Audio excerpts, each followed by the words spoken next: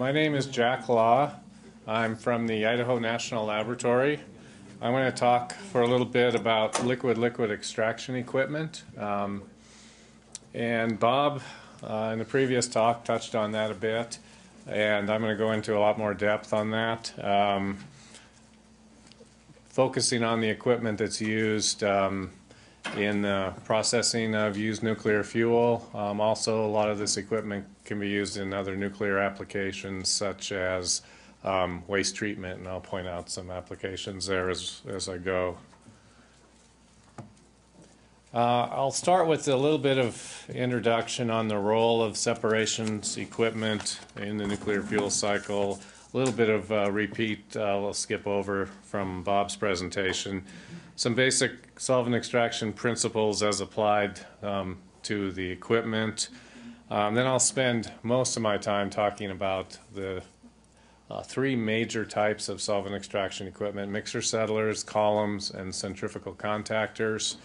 I do have some video to show on some of that. I'm glad Bob showed the video on the mixer settler because I didn't have one of those. I have a video on centrifugal contactors, and unfortunately my pulse column video isn't playing on the computer here, but so we'll have to skip that. And then I'll talk a little bit about why you might choose one type of equipment over another, some of the advantages and disadvantages.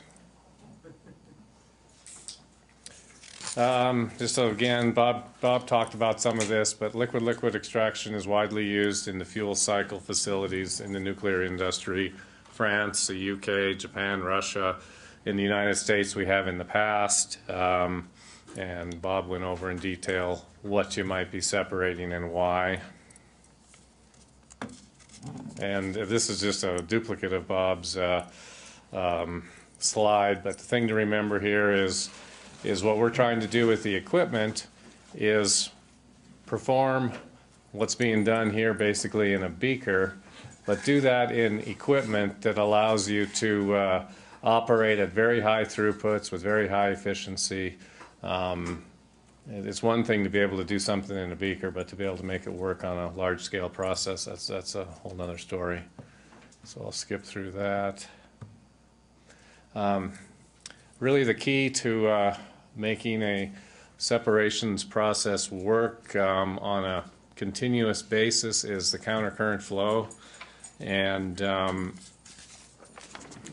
that's with a lot of these processes we're talking about extremely high removal efficiencies, in some cases 99.99% or greater, and you're just not able to do that with batch contact. So you have to be able to operate the equipment in countercurrent flow, and Bob talked about how that worked, but basically you got a fresh solvent on one side and a loaded feed on another, and by varying the number of stages or the number of contactor equipment that you use, you can achieve those separations. So you could have just a couple of stages, or you could have as many as 30 or 40 stages. It just depends on what you're trying to achieve.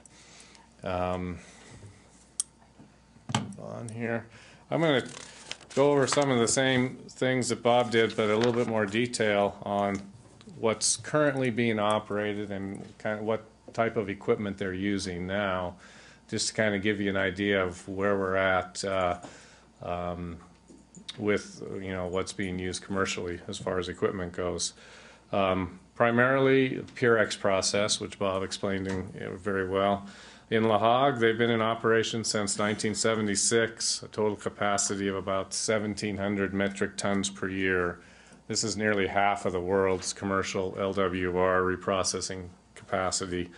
And they treat spent nuclear fuel not only from France, but also other countries, Japan, Belgium, Switzerland, Germany, Italy, Netherlands. And they produce a MOX fuel, which is recycled at the Marcoule site. Now, they primarily use pulse columns, and I'll explain those in a little bit. But they also have one application where they're using centrifugal contactors for their plutonium finishing lines, but primarily the pulse columns. The UK at Sellafield, Again, Purex, operating since '97. They have a capacity of 5 tons per day. Have a goal of 7,000 metric tons processing in a 10-year period. Separate uranium and plutonium for MOX fuel again. And they do also reprocess some spent nuclear fuel from outside of the UK. Pulse columns, again, this will kind of be a theme as I go. Pulse columns have been very successful. Rakasho, which is the newest facility in Japan, it's undergoing their final testing, I believe. They'll be starting up pretty soon. They have a capacity of 800 metric tons per year, and that will be able to reprocess spent nuclear fuel from 40 reactors, which is about 80% of the annual spent fuel generation in Japan. It's another application of the Purex technology. Another example, I guess, is a little different that I don't have a slide on, but I wanted to mention. From a waste treatment standpoint, at Savannah River site, they are processing their salt waste, and part of that they're separating cesium, and they're doing this with the caustic side solvent extraction process, and that will be using centrifugal contactors. Savannah River has had a lot of experience and success operating centrifugal contactors in the past as well, and I'll get into a little bit more detail there, but just wanted to throw out a little bit of a different technology than Purex on a commercial basis. And Japan uses pulse columns? Japan, yes, I believe so.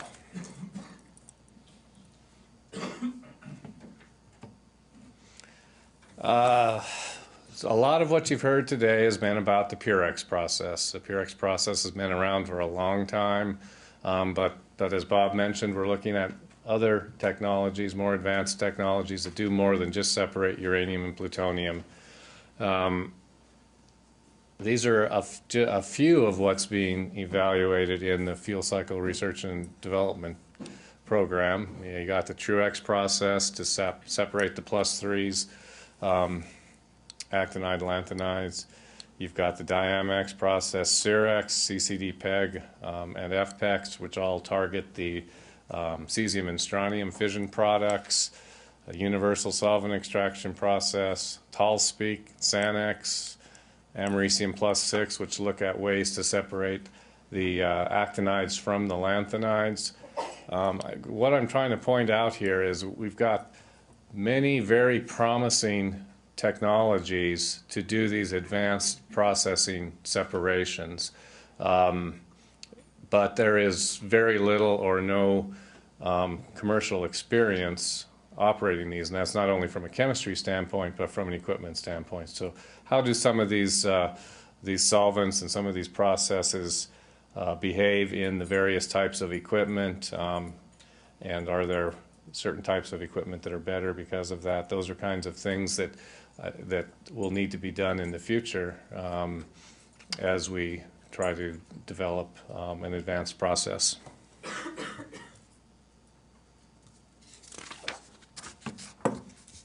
So what's important in your solvent extraction equipment? What does it need to do? Well, of course, it needs to handle a very high throughput. Typically, a full scale processing facility would be on the order of 1,000 metric tons of fuel, and that requires very high flow rates. It needs to operate at a wide variety of flow rates and temperatures. Certain parts of a process operate better maybe at an elevated temperature, a stripping of the solvent, for example. Frequently you want to raise the temperature. You want to be able to slow the process down or speed it up if needed as you're operating. So you have to have a lot of flexibility, and the equipment needs to allow you to do that. It needs to operate in a very highly radioactive environment that poses some concerns for your materials of construction, and if you have electronics in the hot cells, and how do they hold up, that kind of thing. They need to be remotely operable and maintainable. If something fails, You don't want to be down for several months trying to fix it. You want to be able to get in, pull that out, put a new piece of equipment in very rapidly and get up and running again. Operate efficiently. They need to, the more efficient the system is, the less waste you generate, the more higher throughput you can have, that kind of thing. And then handling solids. That's something that hasn't been talked about a lot yet. But solids is a key issue with Purex processing and likely any advanced reprocessing that you do. There's always invariably going to be solids in the process. You can try and remove them up front, but they also form during the process, that kind of thing. What happens to those solids in the process? Some of the equipment, as I'll point out, behaves better with solids. It can handle it better, but those are some of the things you have to look at when you're designing your equipment. There's three primary types of contactors used in the nuclear industry: the mixer settler, columns, they can be a packed column or a pulsed column, and the centrifugal contactor. So I'm going to spend the next little bit going through each of these types of equipment, trying to explain how they work, talk about some of their advantages and disadvantages, that kind of thing. Oh, whoops, can you go back one? So let's start with the mixer settler. Really a very simple piece of equipment. I mean, if you think about what you're doing is basically you're mixing an aqueous and an organic phase, mixing them together, and then you're allowing them to separate just by gravity. So what you have in the mixer settler is you have a mixing zone. That's where you would feed your aqueous and organic phases. You stir them up with a impeller, get them well mixed, and then the solution would flow into the settling section of the mixer settler. And again, just by gravity, the two phases separate. You need to have some residence time there to allow that separation to occur. So you typically have a large settling vessel. As the solution flows through and the two phases separate, you have a weir system. And this just allows the heavy phase, which sinks to the bottom, to flow out in one direction, and the light phase to overflow the top of the weir and go out in another direction. And again, you would couple these in a counter-current setup to achieve your separations. The mixing impeller also provides a little bit of pumping of the solution to keep it moving through the equipment. These have been used in nuclear applications really all over the world, but Savannah River has a lot of experience. Outside of the nuclear industry, in solvent extraction, mixer settlers are the typical equipment used in the mining industry, where you're doing the solvent extraction to separate the various components in the ores, and these just gigantic mixer settlers type systems that they use.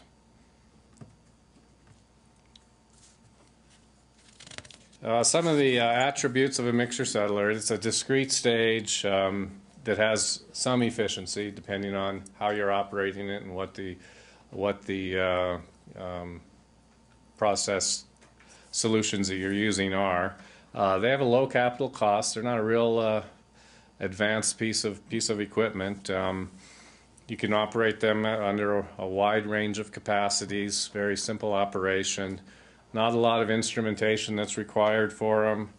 They do require a large amount of floor space. If you can imagine, having 30 or 40 or 50 of these in a process, they'll take up a lot of floor space, but they're not tall, so that's an advantage there as compared to like a pulse column, which I'll talk about. They require a larger solvent inventory because you have this settling zone. You'll have to use a larger amount of solvent, process solvent, when you're operating. Long residence time, well, that can be good, that can be bad. The solutions are in contact for a lot longer. If it's susceptible to degradation, radiolytic or hydrolytic degradation, that's not really a good thing. You don't want them to be in contact for too long. But if you have a process where the kinetics are kind of slow, where the solutions need to be in contact for a longer period of time, the mixture settler is a good thing there. Geometrically safe design, that's something that poses some issues. They can't get too big, and then suddenly they're no longer geometrically favorable. So if your process requires that, then you have to have smaller mixture settlers, and you can't get the throughput you need. As Bob mentioned, mixture settlers are used very frequently in a solvent wash type of portion of a processing flow sheet. To control a mixture settler, there's not a lot to it. I mean, the mixer speed and the flow rates are basically it. You need to design the mixture settler for the specific process with regards to the weirs, the heights of the overflow weirs, and typically that's done on a pilot type of a scale. But when you get to a full-scale operation, you'll have a fixed weir system that doesn't allow you to adjust them. These are some photographs of a couple of mixer settlers at the INL. These were manufactured by Quinn. They have a 1.5 liter per minute capacity. Try to describe the size of these things. They're like yay big, 3 or 4 feet long maybe. You can see the mixing section with the motor, impeller. That's where the aqueous and organic solutions are introduced, well mixed, and then they flow into the settling section. Phases disengage, and then you have a overflow and an underflow. You can see them a little better in there. So the heavy phase goes out one direction through a pipe, and the organic phase goes over the top and out in a different direction. And then you orient these so they're reversed from one to the next. So as you separate from one mixture settler, then it'll flow into the mixing zone of the one that's sitting next to it. So they're just staggered.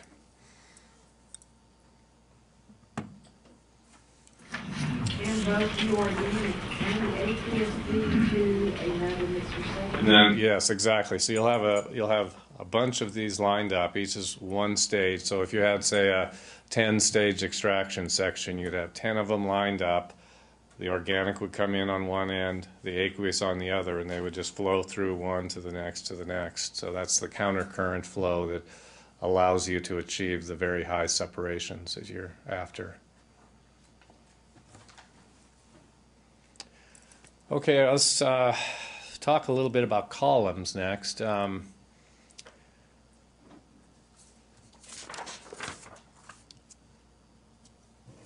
little different than a centrifugal contactor or a mixer settler in that a pulse column is not a discrete individual stage.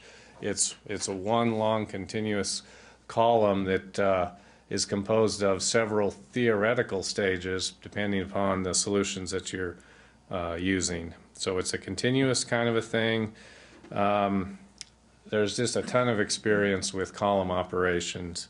They've been used extensively at Hanford, the Idaho National Lab, processing naval fuels, UK, France, Japan, just like I mentioned, primarily for the Purex process. It is the preferred equipment by industry for reprocessing. If you ask somebody from Areva or from Energy Solutions or something in the UK, if you were to build a advanced reprocessing facility today, what type of equipment would you use? Their answer would be the pulse column.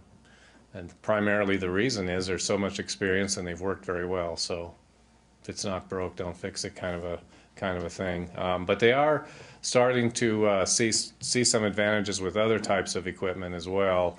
And they are, under certain applications, they're amenable to using other things, such as the centrifugal contactors are using at La Hague for the plutonium finishing.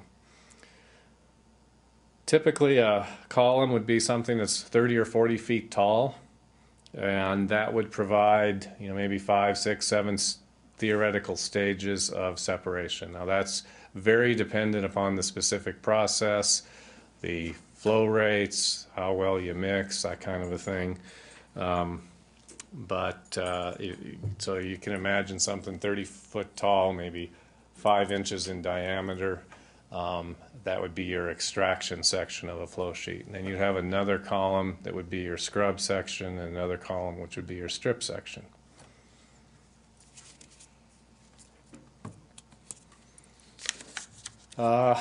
Several types of columns, of course, that you can use: a packed column or a pulse column.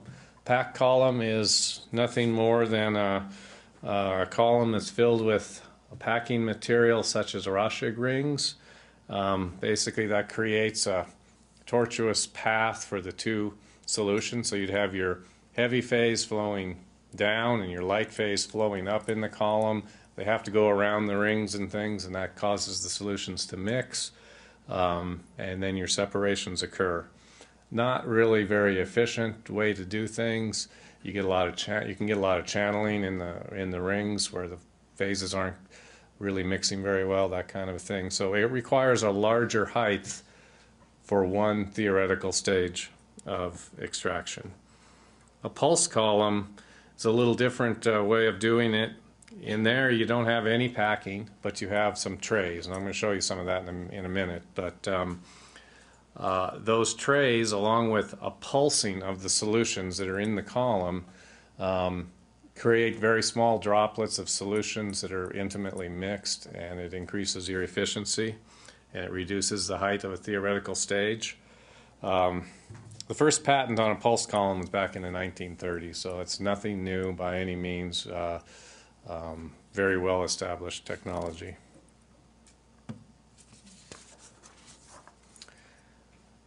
I had a great video that I was hoping to show that really would have shown you how these things work, but if anybody is going to come out to Idaho sometime, just give me a call. We have a demonstration unit that we can run. It really is fascinating to see a pulse column operate. It's something you can't see very often. Typically they're in the process they're stainless steel and you can't see what's going on. The one we have is glass. We use blue lamp oil and water so you can see the phases real well. So, but basically how they work is you have a tall column, something maybe 3, 4, 5 inches in diameter, and inside the column you have trays with little holes that are spaced several inches apart. For an extraction section, you would have a column that's full of organic solution, and you would feed your aqueous heavy phase in the top, and that would be your dissolved used fuel, for example. It would contain the uranium, plutonium, and in the bottom you would be introducing your organic solution. It's full of organic, flowing upward, and then the aqueous drops on through due to the density difference. Not a lot of mixing would happen if you just ran it like that. So what you have to do is pulse the column, and you pulse the bulk liquid inside of the column up and down, and then what happens is the solutions are forced through the little holes in the trays, and they create small droplets, and those droplets mix very well, and then they tend to start to separate again. Another pulse hits and they mix again. So by the time the aqueous comes out the bottom, most of the uranium and plutonium has been removed, and the organic coming out the top would be loaded with the uranium and plutonium. You control the interface on this, so as the aqueous comes down through the bottom, it's going to settle in the bottom, and there's going to be a little interface where you have aqueous here and organic up here. You want to transfer that aqueous out and over to the next column, and you want to control that interface level at the same time. So you do that using an airlift typically. So if this is just sitting here, you'll have a level of solution in this line. If you introduce some air into the line, it reduces the density and it lifts that aqueous phase. And so you lift it up high into a head pot where the air and the liquid are allowed to separate, and then that aqueous phase feeds the next column. Well, this is a great thing to have in a hot cell because you don't have a pump, you don't have to worry about a motor or anything failing like that. It's all pretty simple operation. So that's one of the reasons they like that. It shows a feed going mid-height. Yeah, I've actually got a better one of these now. You could theoretically have a a scrub and a strip combined, but normally you wouldn't have a feed there. I'm searching the memory banks, and I don't remember. It's been too many years since I read about it. Wasn't the pulse column one of the inadvertent criticalities at Hanford? I'm not sure at Hanford. There have been a few inadvertent criticalities at the INL as well. I don't know that they're typically a result of the pulse column itself, because they're critically safe if you keep them under a certain diameter. Bob, do you know some history on that? I don't know the history of the Hanford one, but I do know that in some cases you'll design the disengaging sections to be annular. Exactly, yeah. And because that's where the column increases the diameter to give you the residence time you need for phase disengagement.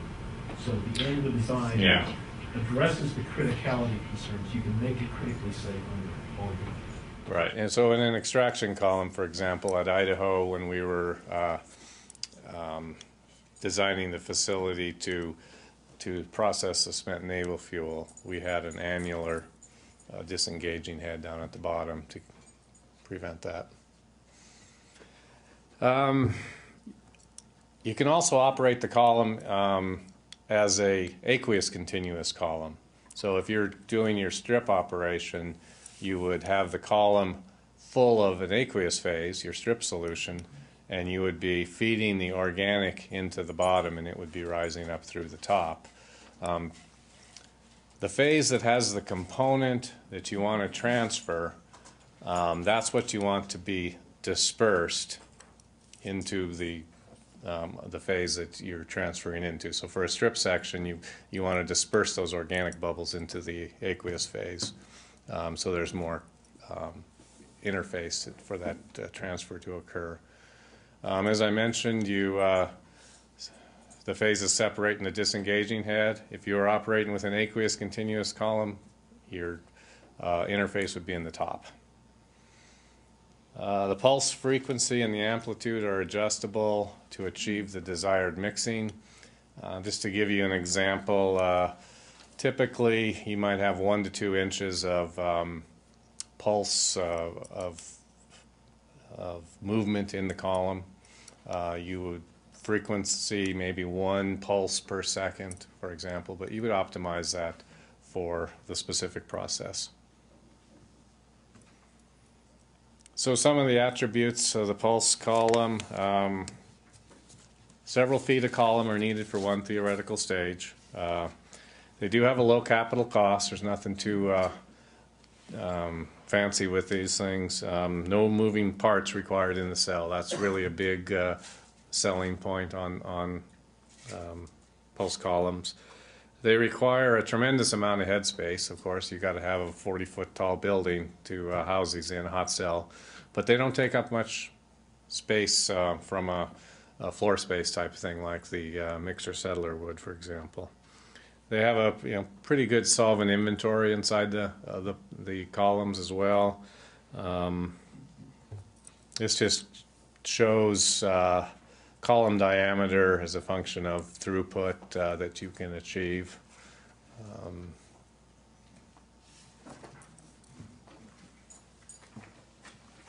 Here's some photographs of some pulse columns.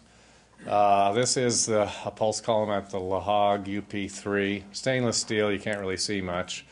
At Marcoule, they have a small pulse column. This is made out of glass where they do some research. I can't remember how big that is, but I was thinking it was just like a 1-inch diameter column, very small. This is the one that we set up at the INL more recently. It's a 2-inch glass pulse column. Right now it's only about 12 feet tall or so, but it's what we're primarily using it for at the time is just demonstration to show people how pulse columns work. Like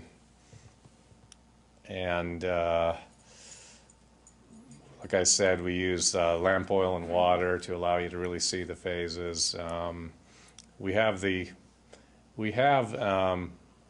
material to extend that up to about 20 feet. We may do that sometime in the future if we actually need to do some experiments or something to support process flow sheet development.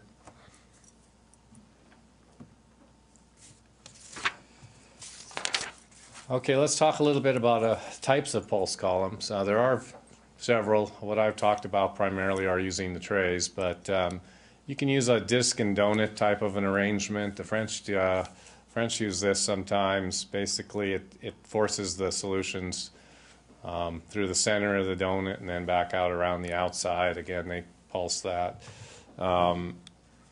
Nozzle plates, and sieve trays, which are commonly used. They provide very good mixing, and I'll zoom in on these a bit so you can see the nozzle tray. Just little holes. You can kind of see how they are fluted inward, and I'll show you from the other side as well. It acts as a nozzle, and as you pulse, it shoots the solution through that nozzle, breaks it up into very small, fine bubbles so that you get good mixing.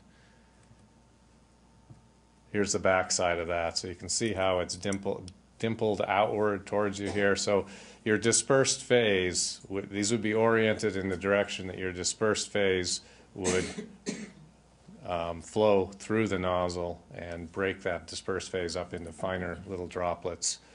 So this is a common type of a tray to use in a pulse column. Alternatively, just a sieve plate, nothing more than a flat plate with round holes.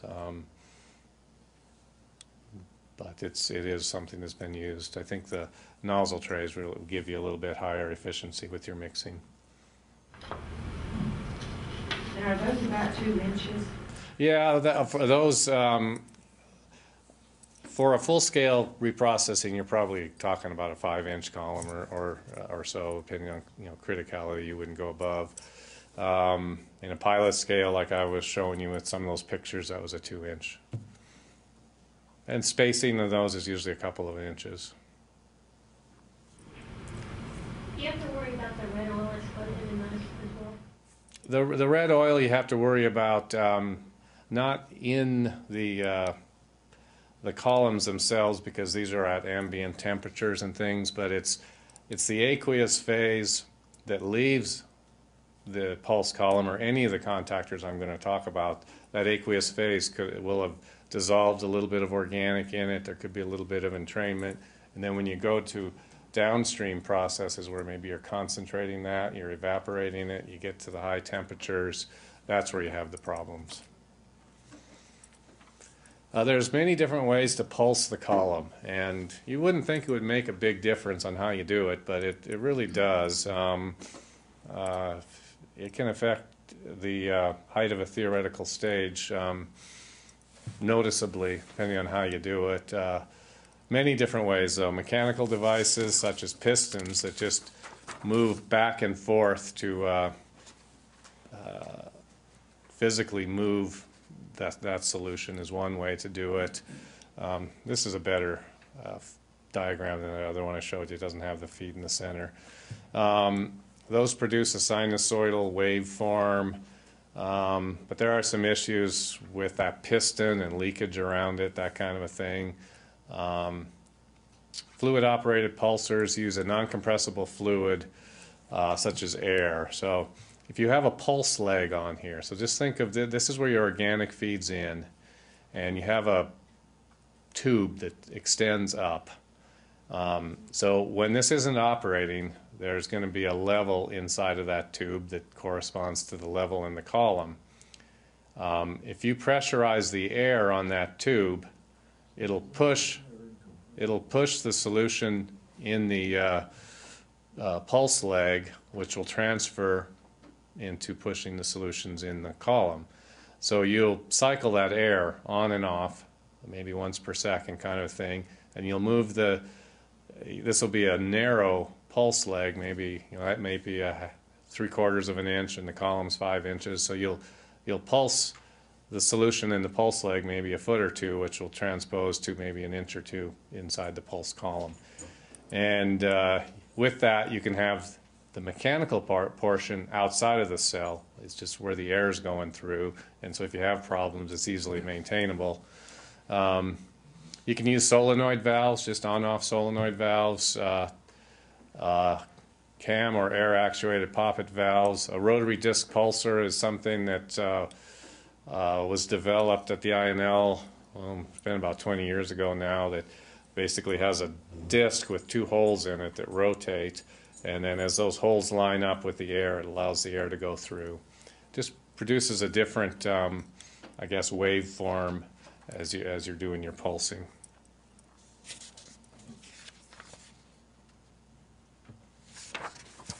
What do you need to control when you're operating a pulse column? Well, the pulse frequency and the pulse amplitude, that's just how fast you're pulsing it, and the pressure of the air is how you do it. You have that all worked out, and you typically don't need to change that while you're operating. But then you need to control the interface, like I mentioned. That's done with bubbler probes. So you have 2 tubes, maybe that are and the interfaces between those tubes. You have air flowing through them, and they're separated a certain distance, say 12 inches. If that was all aqueous phase and it was water, you would have 12 inches of differential pressure between the two. If half of it was organic, which is less dense, then it would no longer be 12 inches of pressure. It would be something less than that. So you basically control that pressure just by adjusting the airlift that controls how fast the solution leaves the disengaging head. It's a real simple operation, easily controlled, and that's basically why it's used.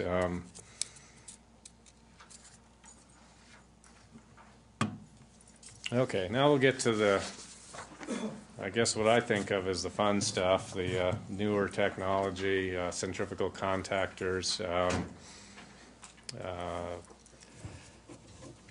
Again,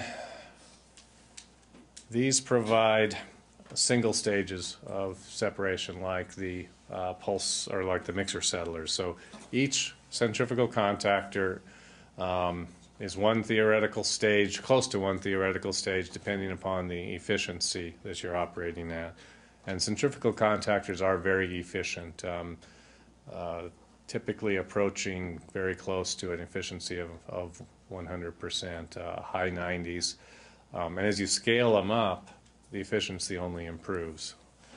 They were successfully developed and operated at Savannah River site since the mid-1960s. The annular design, which I'll be showing you in a minute, was developed in the late 60s by Argonne National Laboratory. They're routinely used in the US, France, Russia, China, and Japan to develop the flow sheets for solvent extraction processes and radioactive waste treatment. There are some real advantages to operating contactors as you're from an experimental side as far as developing a flow sheet. Very small quantities of solutions are needed. You generate less waste, that kind of thing.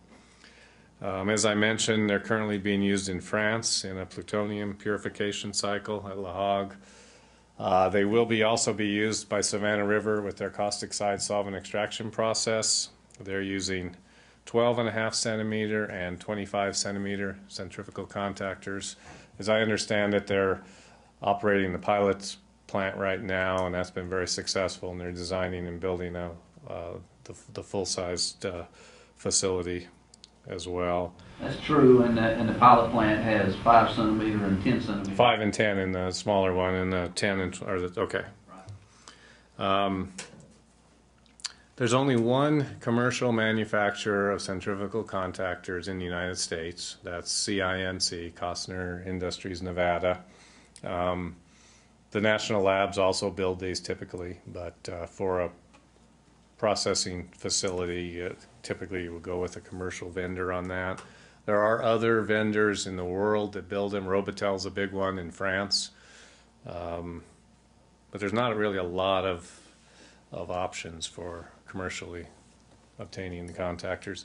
This photograph just shows how they would be lined up one after another to give you the countercurrent flow and the separation that you need.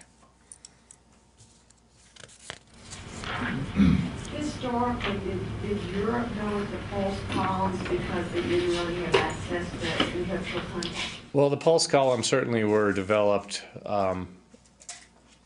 early on, well before the centrifugal contactors. The centrifugal contactors require some very high tolerances in machining and things that came along later. But there's still, as you know, there's certainly some big advantages to centrifugal contactors, which I'll talk about later. But there's also some big disadvantages, and that's the reason there's been some hesitation to switch or to go with the centrifugal contactors. But things like you know, the experience at Savannah River has been very good with them, and I think with this new process, if it's successful and that kind of thing, it'll maybe make people a little less leery about going with something newer.